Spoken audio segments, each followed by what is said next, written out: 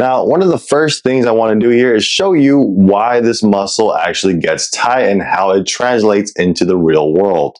In order to do that, we have to take a look at the anatomy of it. So as you can see here, we have the bicep brachii, the short head, which is highlighted right now.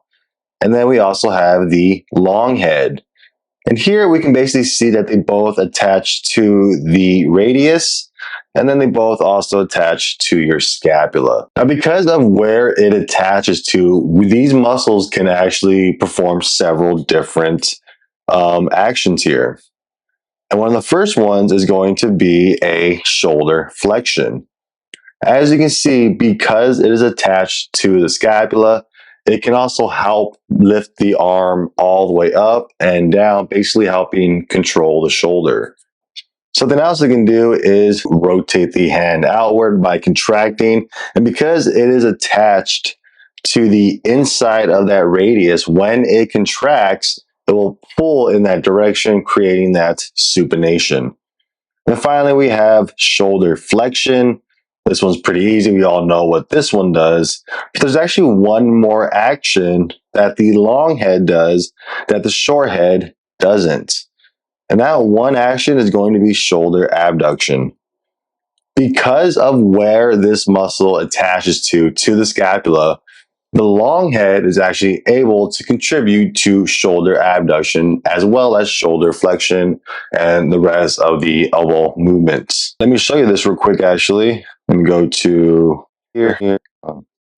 So if we take a look at the long head of the bicep, we can actually see that when it attaches to that scapula, it goes through this little track on your humerus. And it's this little track that changes the direction of the pull for that abduction and allows it to do that to begin with. You can see how the short head doesn't do that, so therefore it doesn't have that actually the same pull as the long head. So I always thought that was very interesting. So what does that have to do with your muscles getting tight? Well, basically, because these muscles do so many actions that we tend to do on a daily basis, these muscles chronically shorten, chronically get tight, and that's how they begin to create tension. And that right there is how they can create different kinds of pain within the body. So anything that has to do with shoulder flexion, elbow flexion, or maybe even some supination, if you're doing those activities on a day-to-day basis, then you run a high risk of having your biceps being tight and tender. Now we'll go over how it can create tension a little later, but let's quickly go over the different trigger point locations for the bicep brachii. So I know the image is a little blurry here, but as you can see, right in the middle of the two heads is going to be the main location for trigger points. Now this doesn't mean you can't find trigger points a little higher or a little lower here, but basically the main spot you're going to find it is going to be in the center of the belly, and that's kind of goes for most muscles in general. So what I want to show you here is actually the pain locations that these trigger points can create. As you can see from here, it can create pain in the front of the shoulder or even in the elbow. But it can also create pain in the top back. But it can also create pain in your upper back and on the side of the shoulder. So again, the reason why this is important is because these are actually the different areas it can actually create tension on depending on the position of the biceps. If you're still not sure how that works, then let's take a quick look at this. Here we have the deep front arm line. I was going to say superficial, but it's not. It's the deep front arm line. And the deep front arm line is a fascial line that runs from your thumb all the way onto your forearms, biceps, into the pec minor. What this means is if there's tension anywhere in this area, maybe the forearms, maybe the pec minor, then what's going to happen is it's going to create tension through the rest of that fascial line, and therefore can create some kind of pain. So take a look at this fascial line real quick, right? Take a look at these different locations. We have a lot of spots on the shoulder, with the forearm a little bit. These are all normal spots right there for your pain to be, basically. But The spots I want to kind of go back to here is going to be the upper body, the shoulder, and maybe even the side of the arm. The way you got to think about this is you have this giant rubber band. If you think of this fascia line as one giant rubber band, you begin to get knots, and when the center of it, where the biceps are, the rest of the lines are going to shorten and get pulled towards it as well. And that line isn't going to be able to stretch fully because of that knot at the same time. So if we take that same principle and apply it to the biceps having trigger points, which is basically a knot in the fascia system, then you can see how it can create pain in the shoulders and the elbows. So how does it create pain in the upper back? So the way you got to think about this is you got to ask yourself, what side of the bicep is going to be heavier or stronger in this case? And the reason why is because if we just simply did curls, right, shoulder or elbow flexion, then what we can see here is that the insertion, the end of the bicep gets pulled towards the origin, the beginning of the bicep, right? It gets pulled in this direction, the hand comes towards the shoulder.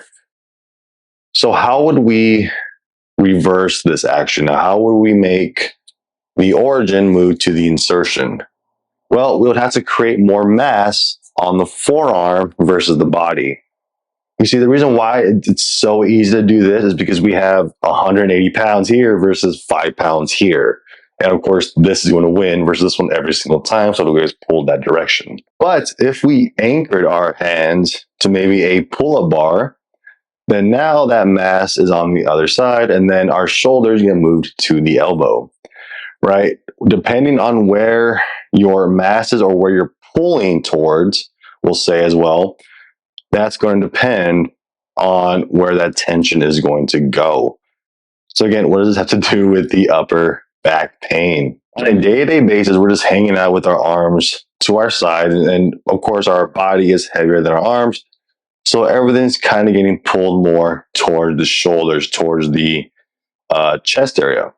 But when you're typing or doing something like that, you're now creating tension away from the body, which makes all of this stretch out, all of that stretch out. Remember how it attaches to the scapula? That also gets pulled as well.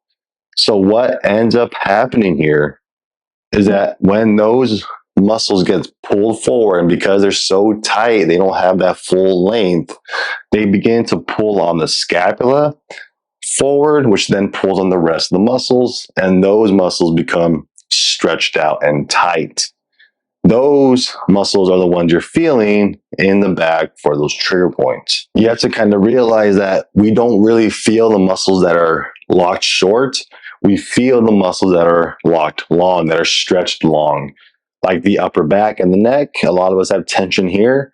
It's because we're creating more tension towards the front. We're pulling towards the front, so all these muscles have to stretch out to their limit in order to support the body. And because they're stretched out to their limit, they can't go anymore, that's when you begin to feel that pain. So now that you know how it can create some kind of pain, how it creates tightness, right, throughout the body, let's quickly go over how to massage this muscle out. Some of the easiest things you can start off by doing is simply grabbing the muscle and just pulling it away from the arm. Grab, try to get behind it. I think what a lot of people forget is these muscles are 3D, so we can go all the way around and try to grab it like we're grabbing the arm and try to pull it away from the arm. Think of this as a nice little warm-up, a great way to also look for the most tender spot, which is most likely trigger points. Those trigger points are definitely going to make the muscle tight and create tension throughout the entire deep arm line right there, the one we looked at earlier. So one little way here is pulling the muscle. We can also just apply static pressure to it and just hold static pressure there for about 1 to 2 minutes or until that pain begins to go away. One little thing here is you have to pay attention to the pain that you are feeling, because after a little bit of massaging, you should be able to feel that pain go away and dissipate, which means it's working and you can then move on. Now, a little more advanced techniques, or at least thinking about it, is to do a pin and stretch. So we talked about earlier how the muscle pulls the arm towards the body. So we know the direction of pull is going to be towards the shoulder. Well, a pin and stretch is simply trying to pin down the most tender spots or the most restrictive area and then stretch the muscle out. And the way I like to do this is I like to drag or create tension, create the pinning effect in the opposite direction that the muscle is going to be moving. So contracting the muscle pulls the arm forward, which means stretching it is going to move it away. So it's a pin and stretch. So we're starting off in a contraction, pinning the muscle towards the shoulder. So I'm just going to hold pressure with my fingers and pull towards me. And then I'm going to slowly stretch out as I hold that pressure. So again, hold in the direction that it normally goes with it in a contracted state, pin it down, and then stretch that muscle out. Something else I like to do, again, we keep that pin and stretch idea, but now I'm going to pull the muscle away while it's in a contracted state. And again, you'll feel the muscle kind of open up as you move your arm away. Some extra little spots to work on. Try to work on the ends of the muscle. So get up as high as you can in that shoulder. Try to get as much of that muscle in your hand and work on it. Or even do the same thing on the bottom of the muscle, trying to get that little spot right there, because that's usually another area that these fascia restrictions like to hang out. Trigger points usually work in the middle. Fascia restriction I usually find in the ends. So with all that said, try to massage your muscle out for about 3 to 5 minutes. Make sure to put on a timer and just follow along with it. And just do whatever techniques you feel like are working or that you're comfortable doing. Again, this is all based on your work, on what you're feeling with massage, not necessarily the techniques you're doing here. All right, that's it for this video. If you have any questions, then make sure to leave them in the comment section below. And also let me know how you like this new video here.